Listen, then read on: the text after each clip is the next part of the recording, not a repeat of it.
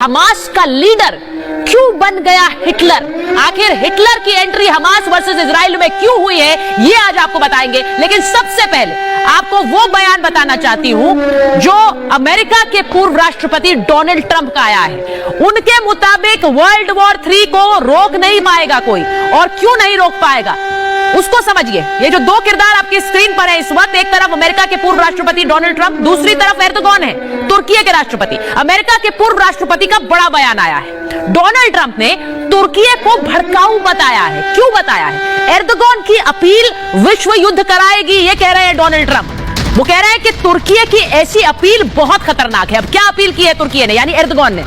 Erdogan का ये रवैया विश्व युद्ध करा देगा, कह रहे हैं डोनाल्ड ट्रंप। उनका मानना है कि मध्य पूर्व में, मिडिल ईस्ट में 40 से 50 लाख की सेना इस वक्त मौजूद है और तुर्की उन्हें उकसा रहा है। उकसाता रहा तो वर्ल्ड वॉर को कोई नहीं रोक पाएगा, ये डोनाल्ड ट्रंप कह रहे हैं। तुर्की के राष्ट्रपति एर्दोगान ने कैसे भड़काया है वो आप सुन लीजिए। इजराइल के खिलाफ मुस्लिम देशों को एकजुट कौन कर रहा है? नाटो सदस्य टर्की। जी हां, टर्की सिर्फ मुस्लिम वर्ल्ड का हिस्सा नहीं है, नाटो का भी हिस्सा है। पश्चिम का बिगड़ैल बच्चा इजराइल, ये एर्दोगान का बयान आया है। और वो ये भी कह रहे हैं कि पश्चिम के दम पर गाजा में नरसंहार कर रहा है इजराइल। उनका कहना है कि हम आखिर पश्चिमी जगत की बात क्यों माने? कौन सी बात? एर्दोगान ने खुलकर कह दिया है कि हम हमास को आतंकी संगठन नहीं कहेंगे।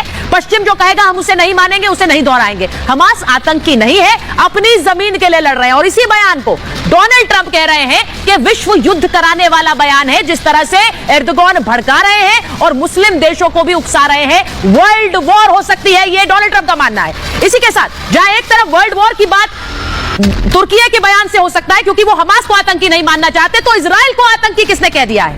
ईरान ने सीधे इजराइल पर हमला बोल दिया है। वो तस्वीर आपको दिखाती हूं। इजराइल पर ईरान का सबसे बड़ा अटैक है और उनकी एक तरह से अपील भी है और बाकी देशों से को संदेश भी है कि जो इजराइल डिफेंस फोर्सेस है, आईडीएफ, उसे आतंकी संगठन घोषित किया जाए। एक तरफ हमास को वो लड़ाके बता रहे हैं अपनी फ्रीडम स्ट्रगल के लिए, दूसरी तरफ कह रहे हैं इजराइल का आईडीएफ आतंकी संगठन घोषित हो। इसको लेकर पहल ईरान कर रहा है। इजरायली सेना को आतंकवादी बता रहा है ईरान। ईरान का कहना है, ओआईसी की बैठक में कहना था, राष्ट्रपति रईसी का यह बयान था जिसमें वो कह रहे हैं कि Israel is a terrorist state. मुस्लिम देश इजराइल पर फैसला ले ले क्योंकि वो आतंकवादी है। अब बातचीत का वक्त खत्म हो चुका है, अब कोई बातचीत नहीं हो सकती, ये एक्शन लेने का समय है, ये कह रहे हैं रईसी। और एक्शन से मतलब है इजराइल को टेररिस्ट स्टेट की तरह पहले उससे डील करें और उसके बाद उस पर उसी तरह से एक्शन ले।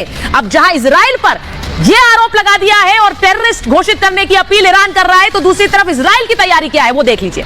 तस्वीर आपको दिखाती हूं। इजराइल को पता है कि उस पर यह हमला कभी भी कहीं से भी हो सकता है, इसीलिए यह तस्वीर जो आपके सामने है, ये इजराइल के एयर डिफेंस सिस्टम की, एरो जो है डिफेंस सिस्टम है, उसकी यह तस्वीर है। और उससे किस तरह से घातक मिसाइलें, ये हटाइए जरा नीचे से, घातक मिसाइलें कैसे लॉन्च हो रही हैं उसकी तस्वीर देख लीजिए। जब हवाई हमला होगा, क्योंकि लेबनान से हवाई हमला हुआ है, पहली बार हवाई हमला लेबनान से हुआ है, इसी वजह से इजराइल ने अपने इस डिफेंस सिस्टम से मिसाइल दागना शुरू किया है। हवा से कोई हमला होगा तो उसे मिसाइल किस तरह विफल कर देंगी, ये तस्वीर जरा देख लीजिए। इजराइल को पता है उस पर कभी भी हवाई बमबारी कहीं से भी हो सकती है।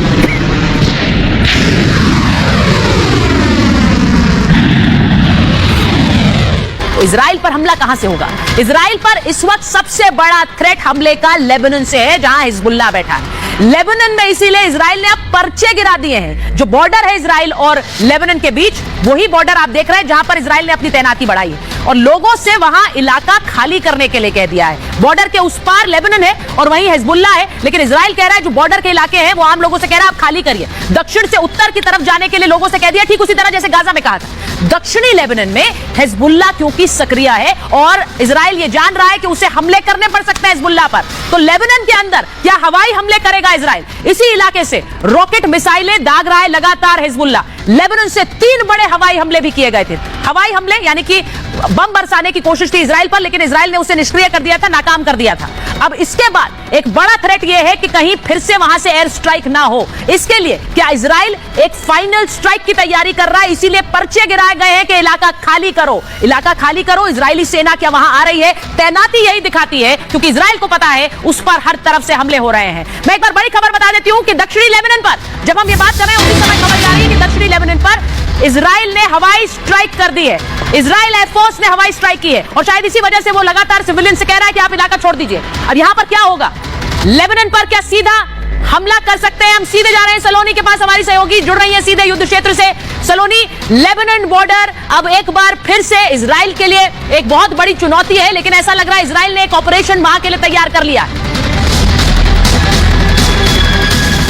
बिल्कुल सुचरिता, इसमें कोई दो राय नहीं। गाजा बॉर्डर पर चैलेंजेस फेस करते करते आईडीएफ फोर्सेस इतनी ज्यादा अपने आप को प्रिपेयर रख रही हैं कि अगर और भी विद्रोही संगठन एक साथ आए, चाहे हुती हो चाहे हिजबुल्ला, उनका सामना कर पाए। और यही वजह कि कन्फ्रंटेशन लाइन पर हम देखें कि तमाम हमलों के बीच अब इजरायली सेना ने रिटेलिएट करना शुरू कर दिया है। यही वजह है कि आप जो बड़ी खबर ब्रेक कर रही थी, दर्शकों के सामने रख रही थी कि एयर स्ट्राइक्स वहां तेज हो गई हैं। हम देख रहे हैं कि कन्फ्रंटेशन लाइन पर हिजबुल्ला की तरफ से लगातार वहां पर भी रेड अलर्ट्स आ रहे हैं, रॉकेट दागे जा रहे हैं, प्रोजेक्टाइल दागे जा रहे हैं। तो ये साथ में इन कोऑर्डिनेशन देखिए, हिजबुल्ला हमास के साथ इन कोऑर्डिनेशन चल रहा है, हुती भी इसमें कूदे हुए हैं। लेकिन यहाँ पर ऐसा लग रहा है कि इजरायली डिफेंस फोर्स किसी को भी छोड़ने के मूड में नहीं है, क्योंकि अब हम देख रहे हैं कि एडवांस ऑपरेशन वहां गाजा में शुरू हो चुका है। गाजा सिटी तक पहुंच चुके हैं, अल शिफा अस्पताल जो कमांड सेंटर है वहां तक पहुंच चुके हैं। तो बंधकों की रिहाई का रास्ता वहां से खुलता दिख रहा है और हो सकता है कि अगले 24 से 48 घंटे में ऐसी कोई खबर भी सुने जहां बंधकों की रिहाई की बात हो। लेकिन एक और बहुत इंपॉर्टेंट जानकारी मैं बताना चाहूंगी, जो हमास का एक पुराना लीडर है वो इस वक्त इजरायली जेल में है और हमास ने ये एक तरह से कंडीशन रख दी है कि उसे जब तक नहीं छोड़ा जाएगा तब तक हॉस्टेजेस की रिहाई को लेकर कोई बातचीत नहीं होगी। एग्जैक्टली सलोनी, जो बात आप कह रहे हैं वही हम ब्रेकिंग इस वक्त स्क्रीन पर चला भी रहे हैं। आपने जो बड़ी खबर बताई, सलोनी सीधे युद्ध क्षेत्र से बड़ी खबर ब्रेक कर रही है प्यारे दर्शकों के लिए कि इजराइल के सामने शर्त रख दी है हमास ने। जंग के बीच इब्राहिम हमीद को रिहा करने की मांग की है। इब्राहिम हमीद को रिहा करिए, ये हमास कह रहा है। इजरायली बंधकों को छोड़ने पर यह बड़ी शर्त तक हमास ने रखी है। इब्राहिम हमीद को छोड़िए तब बंधकों को छोड़ा जाएगा, ये कहा जा रहा है। पहले उसे रिहा करिए।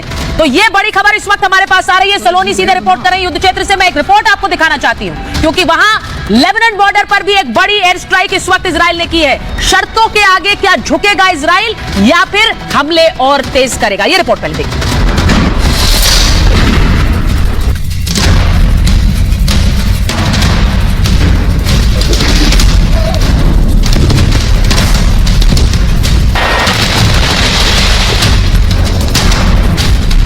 नेतन्याहू की वार्निंग, चुप रहो अरब लीग, अपना फायदा देखो, जंग पर मुंह बंद रखो। अरब वर्ल्ड को इजराइल की ये सीधी चेतावनी। नेतन्याहू ने खाड़ी देशों को गाजा युद्ध में हाथ न डालने की नसीहत दी है और साफ कर दिया है कि जंग में हाथ डालोगे तो जल जाओगे।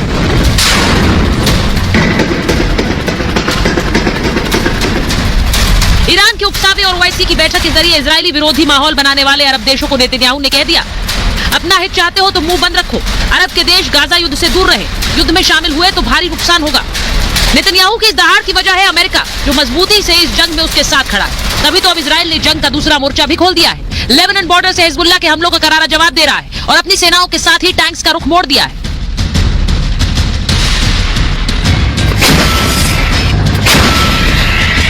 इस वक्त हम लेबनान बॉर्डर में हैं और एक बहुत घना जंगल है जहां पर आर्मी ने अपना बंकर बनाया है और ये आर्मी आज रात को गोलन हाइट्स पर चढ़ाई करने वाली है।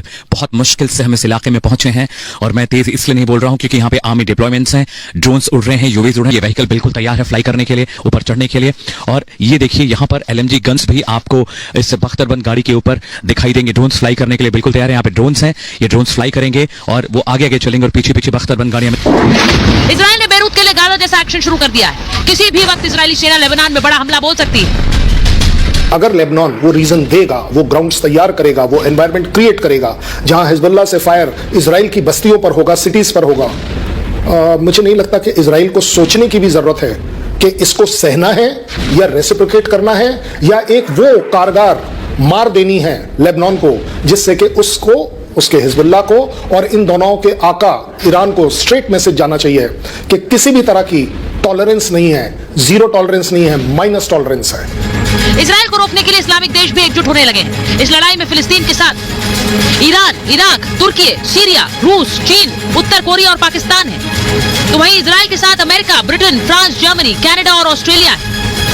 दुनिया में अमेरिका, रूस और चाइना सभी अपना वर्चस्व बढ़ाने की कोशिश कर रहे हैं और खास तौर से रूस और अमेरिका काफी पुरानी बड़ी शक्तियां रही हैं। यहाँ पर भी दोनों महाशक्तियां रशिया और अमेरिका अपना वर्चस्व बना के रखने की कोशिश करती है। अमेरिका की यहाँ पर बहुत बेसिस है। इस लड़ाई में तुर्की एकलौता ऐसा नाटो देश है जो इजराइल के खिलाफ खड़ा है और एर्दोगान तो पश्चिमी देशों यानी अमेरिका और अपने नाटो साथियों को ही ललकार रहे हैं। उधर अमेरिका ने खतरनाक तैनाती के जरिए पूरे मध्य पूर्व को अपनी मुट्ठी में कर लिया है। रूस, चीन भी अपनी ताकत दिखा रहे हैं। क्या इसी दम पर तुर्की विश्व युद्ध की आग को भड़का देगा? Bureau report, Republic Bharat.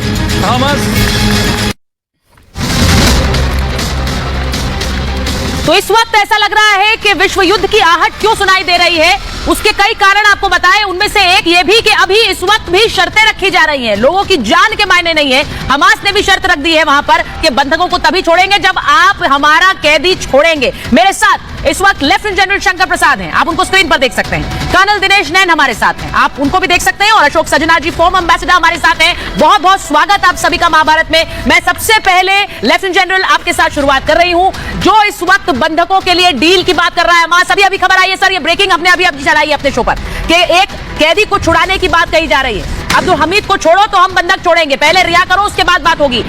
Exchange of prisoners पहले भी हुआ है इजराइल और हमास के बीच, लेकिन इस वक्त जिस स्थिति में है ये जंग, उस समय क्या इजराइल ये करेगा सर?